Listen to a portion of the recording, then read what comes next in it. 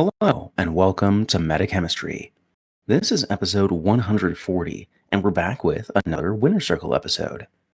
This time we're talking about AdeptiCon, and with us we're joined by Alex, aka KittenMarines. So thank you so much for joining us, Alex. We're really happy to have you here. And it was exciting to be on site for your first satellite victory, so that was extra fun. Yeah, thanks for having me. I'm always excited to talk Infinity, and this was a great event. Yeah, I'd hope to make it out to myself someday. Right? I know, that would be good. Soon. Next year, maybe. We'll see. Maybe. Some need to stop scheduling it right on top of my wife's birthday, though. That would help. Right.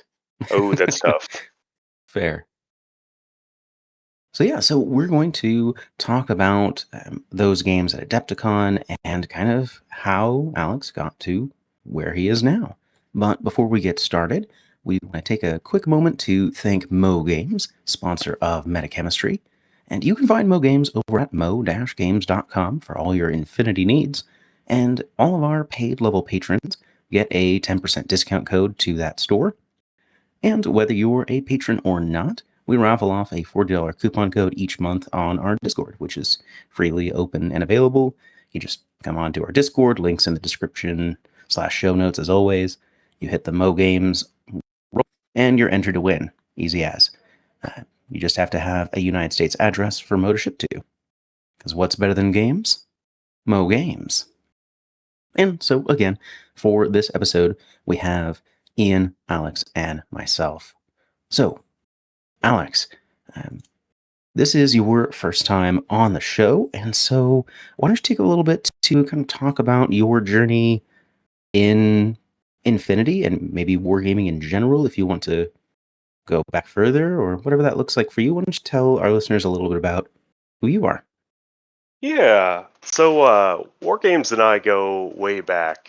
My dad told me I apparently held my first Space Marine at like 3 years old, and I always like games like this. But I started playing a lot of Warhammer in my late teens, and I tried a few different games uh, before stopping when I went to college, pretty much. And I didn't pick it back up until 2020. When I was in lockdown, I started painting models and tried to get back into Warhammer. I did not have the experience I was looking for, but my dad had introduced me to Infinity years ago when I want to say I was like 12. And I had actually built up like the N2 box of Assassins. So I kind of pinged around asking if anybody was playing Infinity, and ended up starting the local scene with a couple other like-minded individuals, and I've been playing ever since. Nice. That's awesome. Yeah, and I mean, it can be hard to find games sometimes. Like that's kind of an ever-present issue that with Infinity being a niche game in an already niche space. But it's really cool that you're able to kind of start that community. And every community, I feel like, kind of needs somebody to kind of get the ball rolling and get people excited before it self-perpetuates. Yeah, you really need a dedicated group of people, but Mm. it's stuck once people are organizing their own games without you. So it has Yeah, been awesome to help grow this local community. for sure. Yeah, and it sounds like things have been going well. Because just as a reminder, you were out of Louisville, Kentucky, right? That's right. Yeah, and so there was you had your first satellite there just this past year, right? Yeah, KFC back in November. Yeah, very exciting. So with that, this satellite victory was at Adepticon, and so for those who are not already aware, I feel like if you listen to this show, you probably know what Adepticon is. But in case you don't, Adepticon is a big convention that specifically for tabletop wargaming. There are a couple things here and there otherwise, but it is almost entirely tabletop wargaming. And uh, I understand that it recently moved to Milwaukee, Wisconsin, and it was in Illinois before that, I believe, as of a couple years ago. Yeah, right in the middle of Chicago, if I remember right. That sounds right. I'm pretty sure I've heard that mentioned. This was my first year going. So I went to AdeptiCon this year, and that was the last weekend of March. I think it was the 25th through the 30th. And That then sounds right. yeah, I think pretty close to that. And then the satellite was the 29th and 30th. And so, Alex, do you have want to kind of set the stage? Were there any other interesting things? Like you've been to other satellites, like was it different for you playing a satellite inside of a greater convention compared to other dedicated events, or were there other special add-ons or interesting things that made it different than other events you've been to? Oh, well, Adepticon is definitely louder than most events, just because it's in a Yeah. huge convention space. But it's really awesome. Because it's not just a satellite event. There are a few different Infinity events that are going. There Mm-hmm. was a um, there was a narrative event. There was a duos event. There was a tag deathmatch fun game at on Saturday night, and there was the satellite. So uh, I ended up playing through the duos and the satellite. So I played like 8 games of Infinity back to back over 3 days. Which is pretty fun. Maybe a little exhausting, perhaps, but it sounds like a good time. Yeah, definitely exhausting. For sure. Oh, I was just going to say there were no real crazy add-ons or anything. So aside from being in a big event space and having a lot going on, it really was a sort of standard ITS satellite event as as far as the mission setup goes. For sure. And speaking of, what was the lineup for Adepticon? Yeah, so the lineup was provisioning, evac, crossing lines, ACIL, and area of interest. Okay. Yeah, yeah. Very interesting spread. Yeah, so looking at the spread just initially, you know, there there's crossing lines and area, so I know I have two. They're giving us two different area hold missions. Mm-hmm. Uh, ACIL, I feel like is going to be in almost every satellite packet. You have to be able to accomplish it, just because it's Yeah. the one that forces you to flex.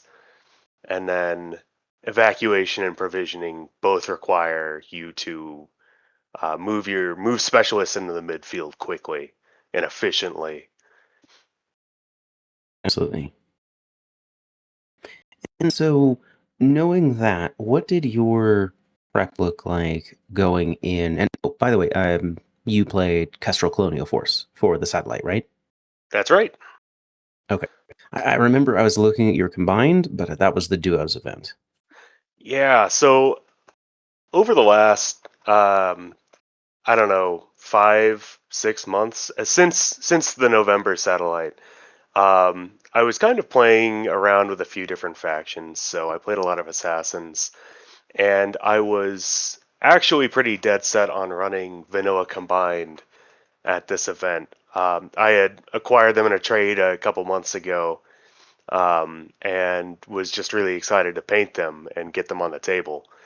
But the way that my schedule worked out, I only ended up playing like 10 games with them.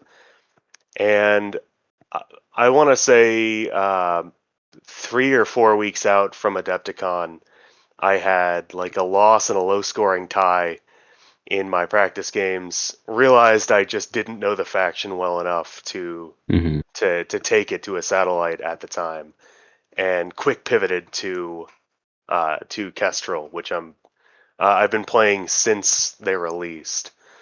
Sure.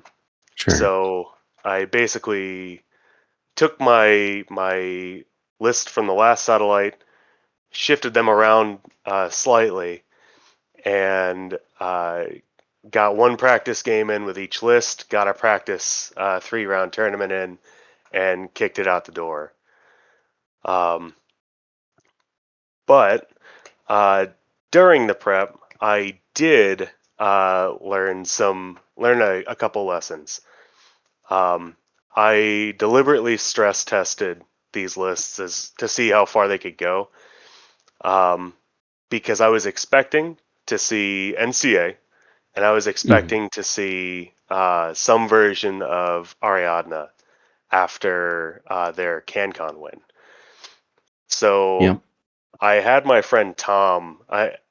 I agreed to a practice game, and I told him, let's play Crossing Lines, and I want you to go first with your Caledonia, and I just want to see if I can stop Mhm. it.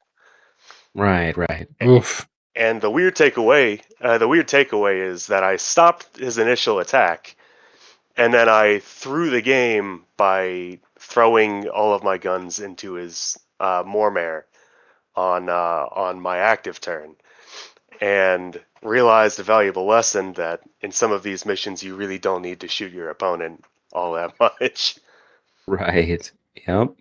God, more mares are crazy. And at the end of the game we were talking it through, and um, James Chauveau out of Indy was in the chat with us talking about it, and and one came to the conclusion that I don't always have to shoot things to win a game of Infinity.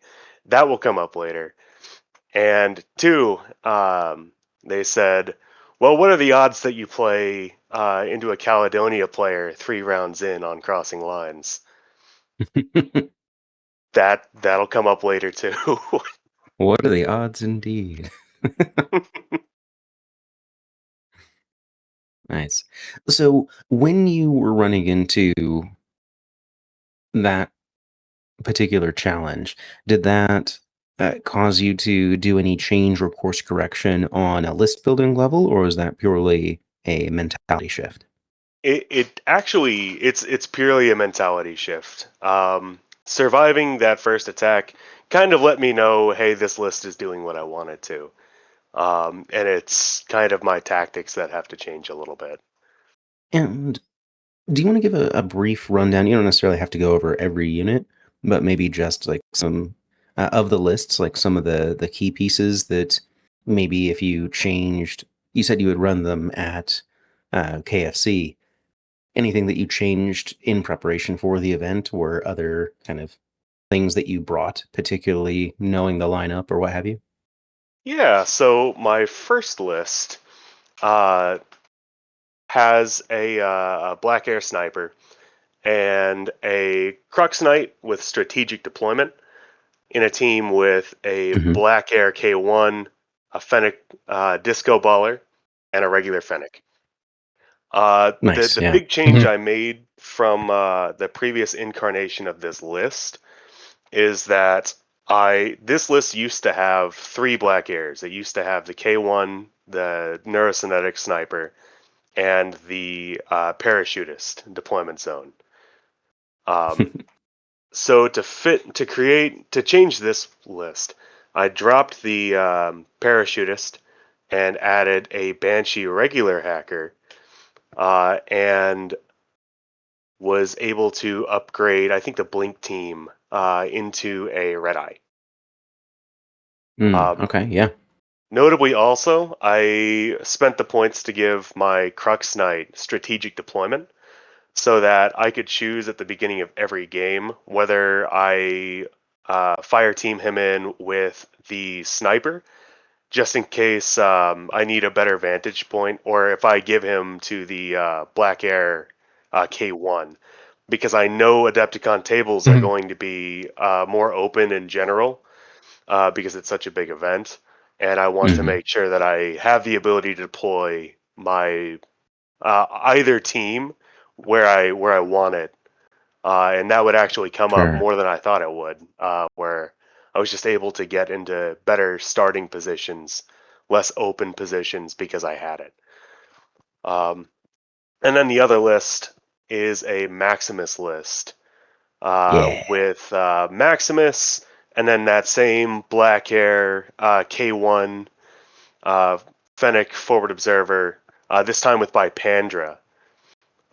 Blink team Mhm. instead of the Black Air Sniper, and once again a Red Eye. Okay, gotcha. Yeah, Maximus is. I know that Kristen over at Lost Lieutenant uh, like has this kind of deep-seated hatred of Maximus and thinks that he's not good. And so when we were talking about it, yeah, yep. And so when we were talking about it, he's It, like, if "Wait, Maximus is Max didn't win at fantastic. Adepticon, did he? I'll never hear the end of it if he did." And lo and behold, yeah, if you want Max to shoot a tag to death, you are gonna have a bad time. But exactly. if the satellite has two area control um, missions, then Maximus is your man because they're never gonna Hmm. kill him. Yeah, he's tough. He's very tough. I mean, hell, one tournament I ran Maximus and he ate, God, it was like 7 rounds of heavy rocket launcher fire and Yeah, just he shrugged it loves off. that, Didn't and care. he Hmm. loves eating shots from an Ulan or a Swiss Guard as well. Yeah. And then something I haven't seen anybody catch, or at least talk about, is that he's got an EM carbine.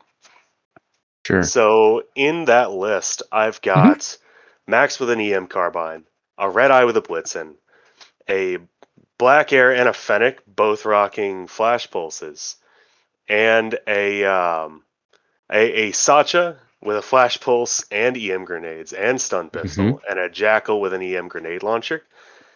And Yeah. that was my I there are so many ways to defend against a dog warrior in this list, which Hmm. was one of the priorities. I wanted one list that could stifle Ariadna.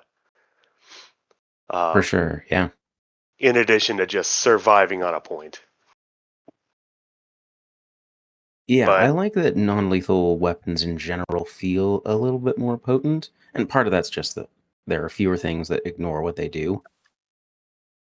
But yeah, that is really nice to feel like, if you're not going to strip the order and drop something, at least it does a really good job of making that not do something for a while. exactly, just stalls out an attack, and the Hmm. closer they are to you, the more punishing that is. Yeah, exactly.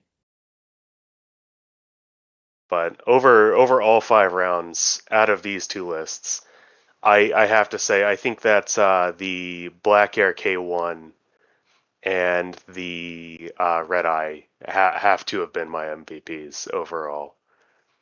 For sure. Yeah, I love the K1. I love K1 marksman rifles in general, but the Black Air is such a great platform for it. Yeah, just being able to leverage those visibility modifiers, and it's a specialist, and it has a Hmm. flash pulse, and it can deal with armor. In two lists, or in at least one list that would otherwise struggle to do it at range, the Crux Knight is pretty good at dealing with armor as well. But True. that thing killed probably as much as anything other than the Red Eye. Um, and then the Red Eye just flies around and shoots whatever you want. It's got a sensor. Everybody I feel like at this point has seen that the Red Eye is a great model. Yeah, yeah, it's very potent.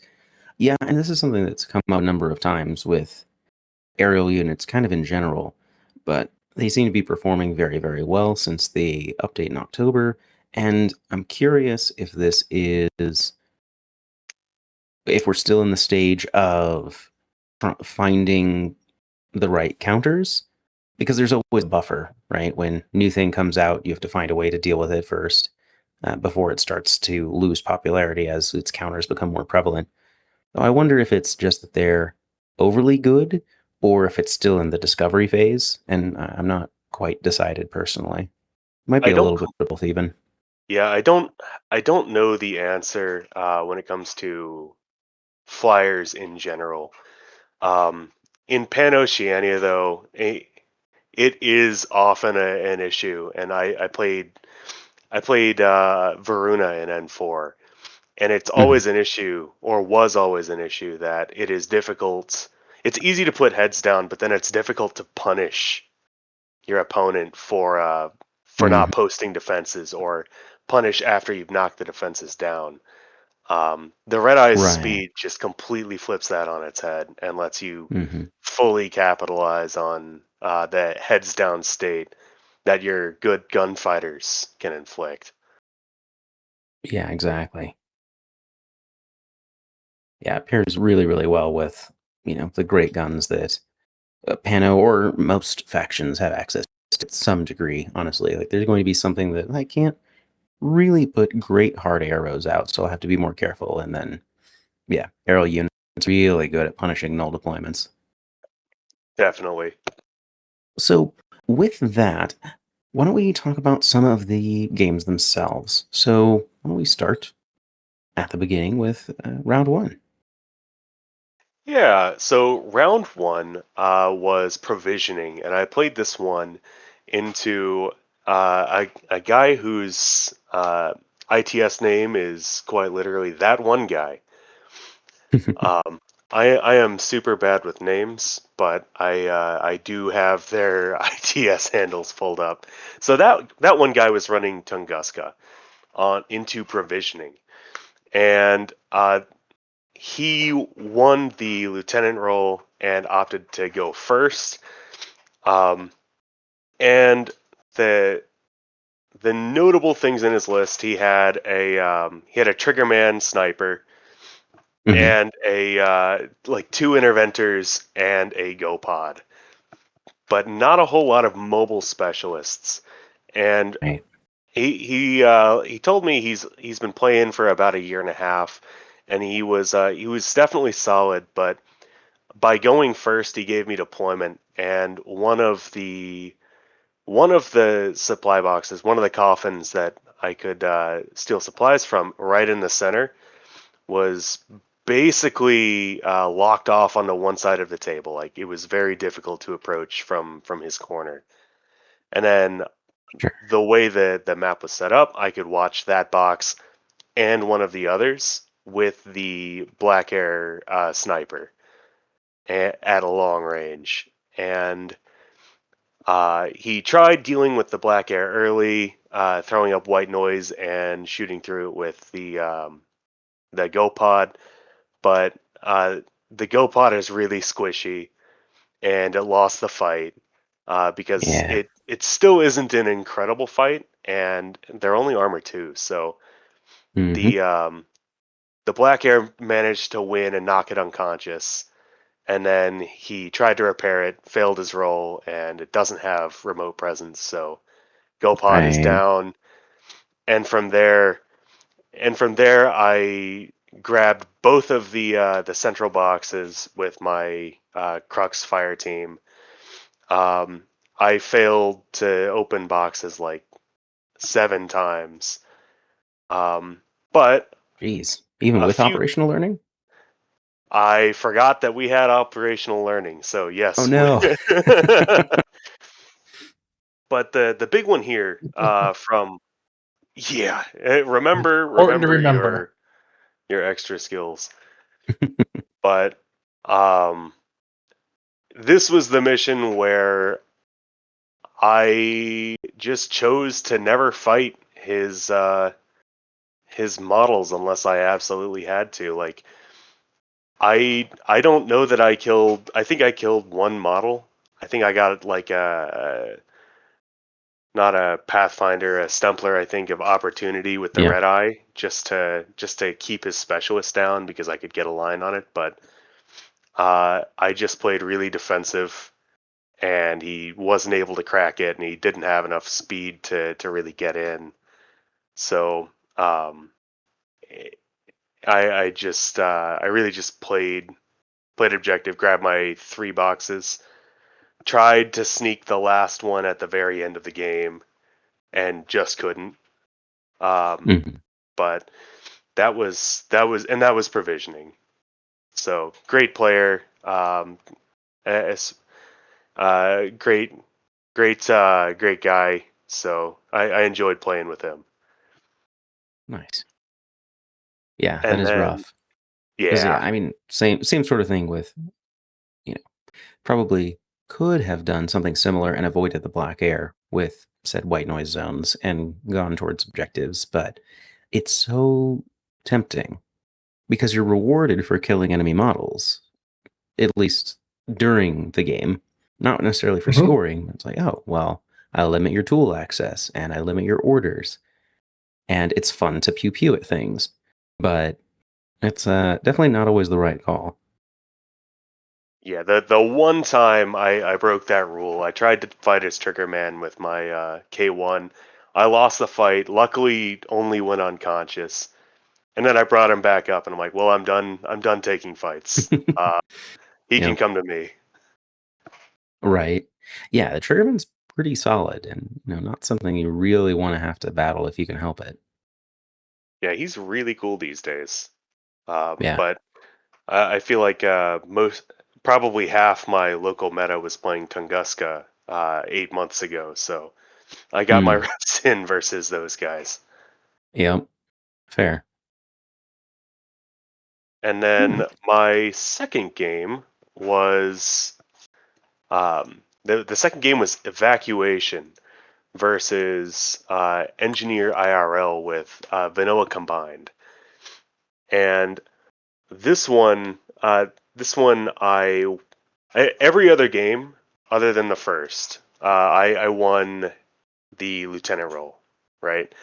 Mhm. And um, something Robert Cantrell, when he was talking about CanCon, said that winning any satellite takes at Mm. least a little bit of luck, Sure. and I think this was my little bit of luck because that helped me really decisively get into a few of these games, and this was one of them.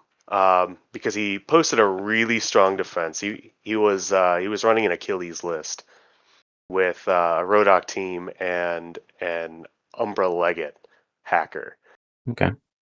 but he did not expect. He put his Achilles into a very aggressive position in suppressive fire, but he did not expect the Banshee regular hacker to drop in because people usually take the killer hacker.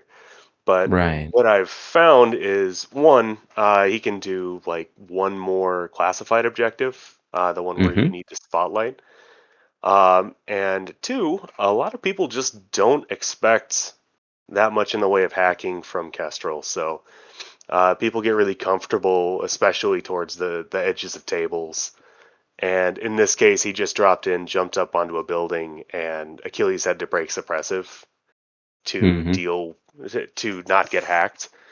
And then uh, the red eye managed to clean up Achilles over 5 orders or so because Mm. although the plasma rifle has an X visor, it's still flat range band where inside 24 where the red eye was shooting from. So Right. and burst 14 Spitfire is gonna give anything the business. So and then it was from there it was difficult for him to clear the black air, and the red eye just went on a spree, and turn 2 and 3 I just focused objectives, grabbing civilians, and Gotcha. that So that was mostly pretty. cleanup round one. Yeah, it was. He wasn't completely defanged. He still had his Rodox. He still had his Umbra. Mhm. Um, but I launched the red eye into a high place, and it has that Blitzen, so it's projecting a Mhm. threat at long range. And in order to deal with that, first he had to knock out the Banshee hacker, and then he had to go after the Red Eye. Um, so and taking it down completely shutting it down just took too many orders. And then he was trying to shoot it while it was immobilized, and he got a wound in, but he didn't put it down. And from there, my Red Eye just got to go ballistic turn two while I snatch objectives. Sure. So was that in a group of its own, or was it in a separate group from your specialists? So the way I've set up this list, this is the Nintendo legal team list. Um, the Red Eye is in the Mhm. main group with the Mhm. Crux team and the Black Hair. Um, but I also have a Firefly duo in group two, and this is one of my favorite little utility duos in the game because I've got a rocket launcher Firefly and an engineer, and they've got their orders, they've got the orders from group two, and they're also NCOs. So let's them just grab it and go. And then the Red Eye is it's so fast, it's so efficient that I can just fling it forward. I'm not too worried about positioning once I'm getting into the game because in the later turns, if it's still going, there's not often that much that's going to threaten it. That was definitely Sure. the case in this one. As I started chipping away at him, and he was a really good player. He had a brutal defensive setup turn one, um, because he had Achilles, and then behind Achilles, preventing me from getting into it. Crossing some of the gap was a TR bot. He had a hacking setup all across his deployment zone. Um, and actually, the Firefly rocket launcher was kind of a Hail Mary, but it managed to clear the TR bot after Achilles went down and really, really buy me the space I needed to just move around. Nice. Very cool. 'Cause I feel like evacuation's a very order-intensive mission. It it is, and that's It where is. It really is. having all of these specialists in one group kind of helps as well, because I'm dragging Mhm. them all forward once the midfield is clearing.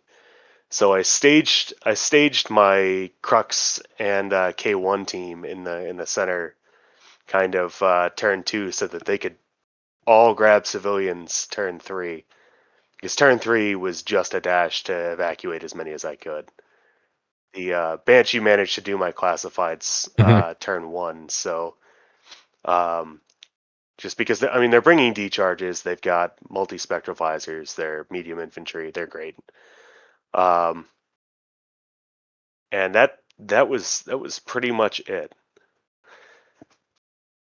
Nice. So what did the score end up being for that one, The score if you on that recall? one ended up being 1-7, or sorry, no, 0-7. The first game was 7-1 my favor. Second game was 7-0 my favor, Gotcha. leaving me in a pretty good spot in the lineup already. And For sure. then going into round three, I saw the matchup, and it was crossing lines versus Caledonia Highlander Army. Yep. Um, I was like, they just had to say it. And Yep. this this was into a player whose handle was food, just food. Um, and this was this was the moment where I was glad I got my practice in. Um, I managed to win this the roll off, and although I had practiced the ability to go second, I definitely didn't want to go second versus Caledonia. Fair. So I took initiative, No. and once again, this was really this was the Maximus list, but this was most of this game was the Black Air K1 and the Red Eye show again, Hmm. because he deployed some stuff in the midfield and some camo markers in the midfield, and it took all of one order for the Red Eye to discover all of the camo markers with its sensor. Yeah. Um, he had a Cameronian in his forward zone that managed to smoke out, but that doesn't really matter to the K1 Blair. And although it's just a regular marksman rifle against immunity arm, the it's shooting on like 16s because they don't get Right. cover, and so it didn't take too long to put it down and clear his forward zone and just pick a few models off in the back in his regular deployment zone. Um, and then the Jackal EM grenade is such a mean little 11-point piece. Of course, I instantly Hmm. EM grenaded his Mormare. He spent his speedball. He fixed it instantly, but it was at least nice to get the speedball out. Um, Right. Yeah. he to his credit, he got some casualties back on me. He posted his Mormare up into the center, and uh, and turn two is pretty much just Red Eye fighting a Mormare again. At Hmm. But this time inside his good range, or in too close to the Mormare for the Mormare to be in good range. There we go. I see. Um, Underneath. Yeah.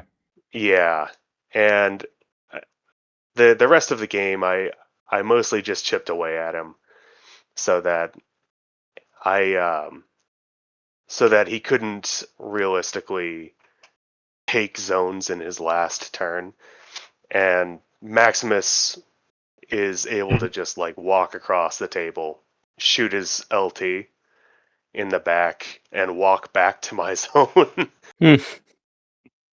I will say that the having Maximus posted up with the EM carbine kept my opponent's Kadeen or Caden, Mr. First Strike from getting in close, because that's probably the only model I was scared of getting into a fight with Maximus. And Sure. my my absolute layer of flash pulses between the Black Air K1, the Forward Observer Fennec, and the Tech B managed to hold McMurrow at bay. So that one ended up being another 7-1 game on my side. So consistent. Very nice. Yeah. So yeah, the whole first day was 7-7-7, and kind of a win for practice, I guess. Having played against Tunguska a lot, having just gone off a combined army run, and having Hmm. played into Caledonia enough times. For sure. And Yeah. that concluded the first day. And I forgot to mention, I actually had a migraine going into the Yeah. first round. Um, so that was not fun. Uh, I did eventually get it under control, but it's never fun going into a competitive event with a screaming headache. For sure. Yeah. Yeah. Glad it got better before too long. Yeah, yeah. But that crowded event hall was not fun Mm. for a good hour. Yeah. No kidding. Luckily, I did not have a migraine day too, especially since I knew I was playing into Locke, Shane from Indy. Yeah, I saw some of this game. A little bit, anyway. Yeah, Shane and I only live a few hours away, so we end up playing a lot. And we both Mm. go to each other's tournaments, and so we've played a lot. But it was a game into NCA, um, which I was pretty nervous about walking into it. Um, but luckily, I was playing into NCA on Achiel, and my personal theory is that you can build you can build a lot of scary stuff into NCA. Um, Hmm. I've played into lists already that have an Ulan, a Swiss Guard missile, and a red eye. Right. Um, but as nice as that is, that's not great at doing varied classified objectives. Hmm. So, and he brought a list with those three things in it. But I was talking to him, and he chose to bring a different list because it had a better chance of completing classifieds. I managed to go first in this one. He actually brought two red eyes, so there were three red eyes on the table for this game. Um, luckily, for me, he slightly misdeployed one of his red eyes, and my black air K1 managed to nab it right out of the gate.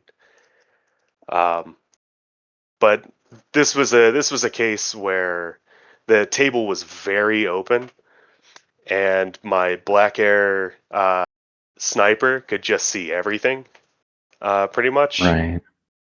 So he had a lot of time breaking free once I scalpeled out his Blackfire, which was his best chance at actually fighting the sniper. Yep. And from there, he actually isolated my Crux Knight very early, like on the fight with the Blackfriar. But for the rest of the game, I basically just used his one order to slap the central antenna, because Hmm. I really like going first on Achiel because it means that you can cycle out all of the easiest objectives for your opponent to do. And Right. so I just hit him as hard as I could, as fast as I could. I did my objectives, and I cycled out the one that he could do easily. And from there, it was really tough for him just because he was so pinned down by that sniper in a dominant position. Um, he managed to score some points, but the Firefly duo is fantastic at running classifieds because they're NCOs, they're medium infantry, and they Hmm. are and they've got an engineer, and they both have D charges, if I remember right. Um, Believe so. so just between them and having, three specialists that are running around in the midfield, with the between the Black Air, the K1, the Crux Knight, and the sensor disco baller Fennec. Uh, I it snowballed very quickly, but Yeah, it is always fun to play against Locke. A lot of my favorite games of all time have been into Locke. So for sure. It is. Yeah, he used to live out in Colorado, and we played semi frequently. And it was kind of a running joke that like Mhm. whenever we sit across the table from each other, it's going to be a blowout. Usually his favored, but sometimes. But yeah, our games were very rarely like even fought affairs. Like somebody just slapped the other player around. they're never So they were unavengable. memorable. Yeah, exactly. But But yeah. that was Achiel, um, which put me up to top table. Um, Hmm. into Zazek, and he was playing Morats. So Yeah. I love some Morats. I grabbed Morats when I was still pretty new, and they got their refresh in N4. And then I played Morats for a good 3-4 months last year. I brought them to a satellite as well. So I'm super familiar with Morats. Hmm. But he was playing a really cool list that I had never seen before, at least not in N5. Because his whole list was built around a mine dispenser Raicho. That's right. And Yep. I remember seeing some of that. yeah, and so we're playing on area of interest. And what he wanted to do was go first, lay mines everywhere with the Raicho, Hmm. and park it on the area. Uh, Unfortunately, he did not go first. So uh, Yeah. it was still scary. I brought the Maximus list. Um, but he actually started with the Raicho in suppressive, and the Black Air K1 uh, honestly loves that because the he's going to be at like -3 for the range band, -3 for cover, and -3 for mimetism, and I ignore his armor. And he has to roll because he's religious to get away. And I didn't Right. end up killing it, but I was able to clear it a lot faster than I probably would have been able to otherwise. And from there, uh, he was another list that was difficult to unpick the defense on, because he had a total reaction bot with an HMG and a Kaitak, but he stood up his Yalgat sniper on defense. So I was able to prioritize just getting to shoot the Yalgat.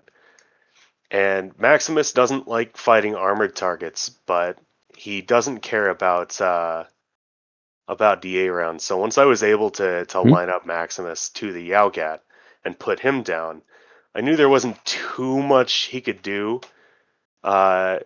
Because the special area of interest was in a difficult to reach place by something like a Raicho. So I just flung the Hmm. red eye onto it because I didn't have enough orders to get max on it.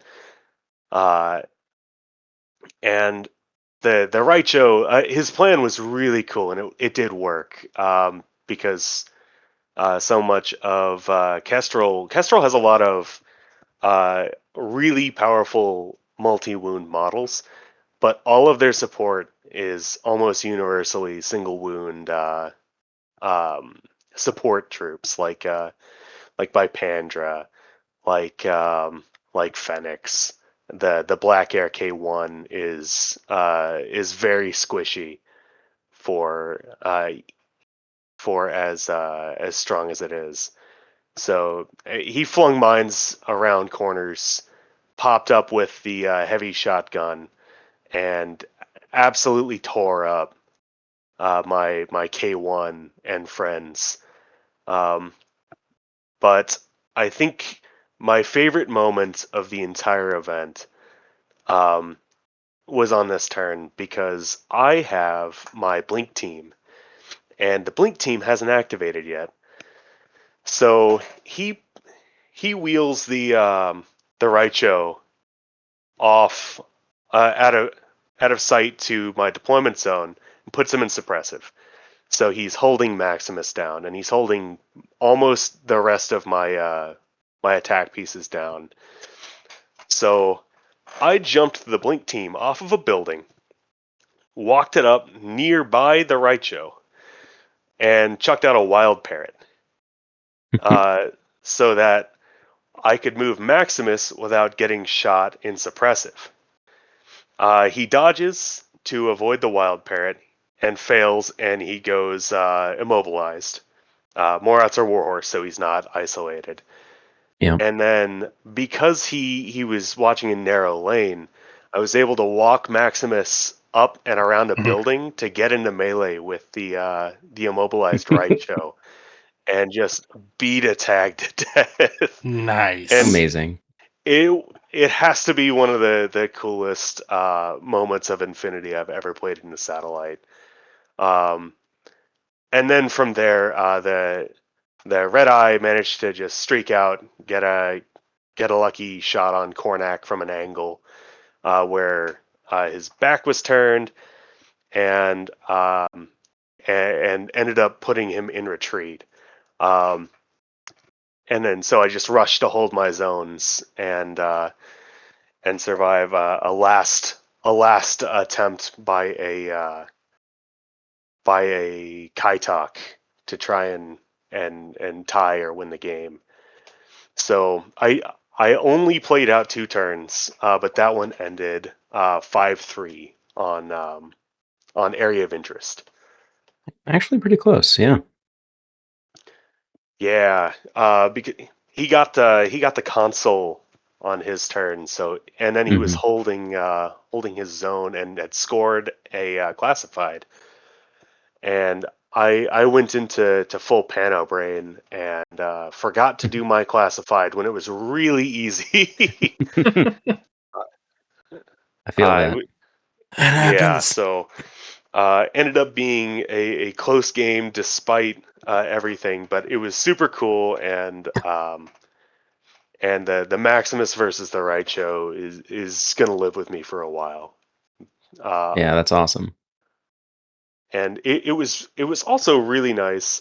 All 5 rounds. I've come to almost expect this from Infinity at this point, but five great people. I enjoyed all of my opponents. They were all fantastic, and this one was no exception. So Yeah, for sure.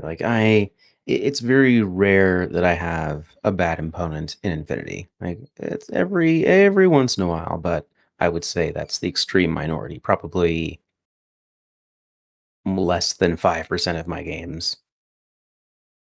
yeah, I can definitely attest to that as well.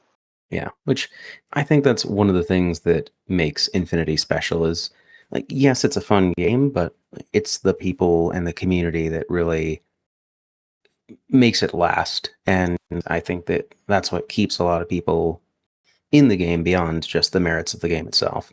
Exactly, and that's what's so great about Infinity at Adepticon as well is just getting all of those people out Mhm. and not just in the satellite because there's multiple outlets for enjoying the game at Adepticon with all of the events going on. So it is 100%. really cool to get everybody out there and celebrate this game we enjoy.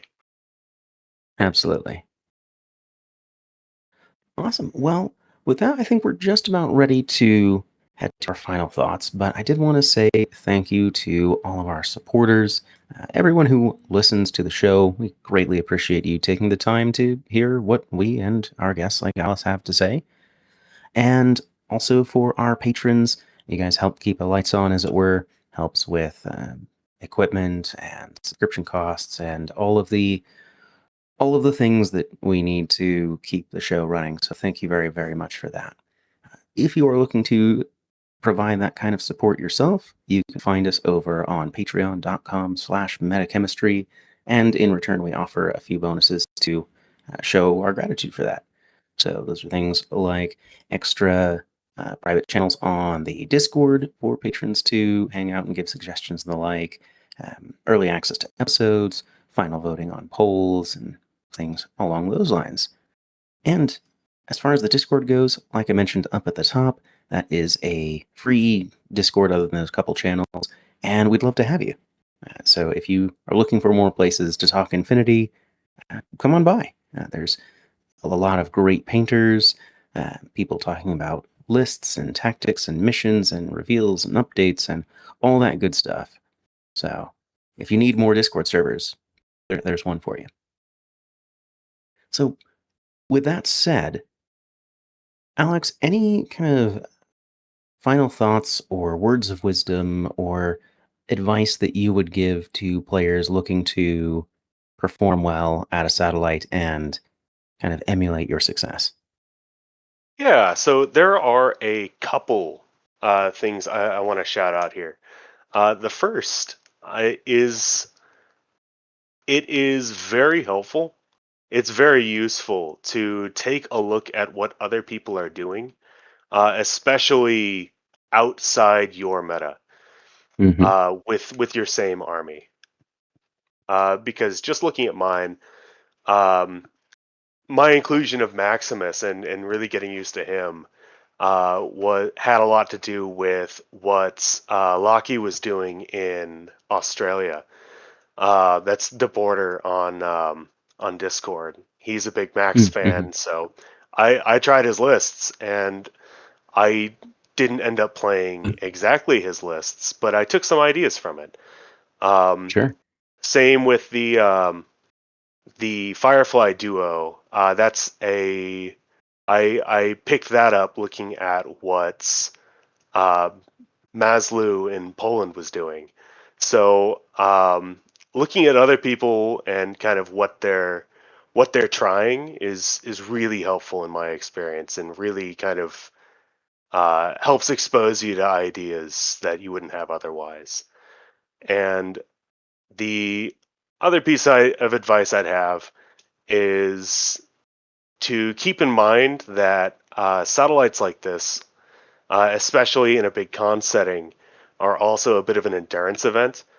Uh, Mm-hmm. Pack your lunch, pack your Gatorade, and like just kind of strap in for the long haul. Yeah, absolutely. And I really like the point on checking in like other facets of your faction that you might not consider. I know that there's definitely a trend in like a net listing or what have you that kind of with the internet and people wanting to hop into a game and want to of course put their best foot forward. There's this drive of, well, what's the best or what's the strongest or what should I bother with and what should I not worry about, which are all sensible questions out of context, but I feel like that's so hard to define in Infinity. But, of course, that's always the first question, especially that even when we're talking about episodes like this, like, oh, well, what's the list? What they run? How they do it? Uh, which I do think are very interesting things to talk about. But I think that it's best viewed from that lens that you mentioned, where these are tools for inspiration and ways to kind of think outside your own box, as it were, as opposed to, oh, that's the magic sauce. There's my new list. That's what I'm going to play because so and so played it and they won with it, so it must be good. Ain't no Yeah, such thing in the game of It's Infinity. it's recognizing ingredients rather than trying to copy somebody's recipe. exactly. Yeah, much more art than science. Yep. And I'd like to shout out a couple people if that's okay. Yeah, go for it. Uh, First, Mhm. I'd like to shout out Gabriel Miller, author of Death Song, but also my roommate at Adepticon. Um, we drove up together, but like I don't know if I would have been able to do this without him. I mean, when I had my migraine, like I woke up, he had like coffee ready for me. He even packed me a lunch. Uh, so like anybody could win a satellite if Mama Gabriel was looking after him. Fanta- Yep. Fantastic people. He's good Uh, people. and you should check out Death Song if you haven't. Um, And it'll soon be available in audiobook format here in hmm, April, hmm. read by yours truly. It's actually a fun book. I read it before I narrated it, so I got to like see the twists and foreshadowing things. Uh, again the second time, and it gave me like, oh yeah, this was seated way back here, and I just didn't notice it the first time. So that was a lot of fun. It's a good read. Yeah, super fun. And then I'd also like to shout out Blessed Be and their YouTube channel Tilt Proof. Yeah. I think it's Tilt Proof Gaming Wellness. Mhm. I mentioned earlier that I was really trying to make Vanilla Combined happen for this event, and I was also trying to paint the whole faction, or at least 2 lists, and get it ready really, really fast. Like I think I started Yep. painting a month prior to Adepticon, and it ended up just stressing me out really bad. Mhm. Trying to get everything done in preparation and trying to get my games in. And I was listening to the channel on my commute, and it kind of helped me just like kind of step back and reprioritize. They talk about setting more realistic goals, and that really helped me in prep. So I think For it's sure. something that people don't think of very much, but could benefit a lot of people.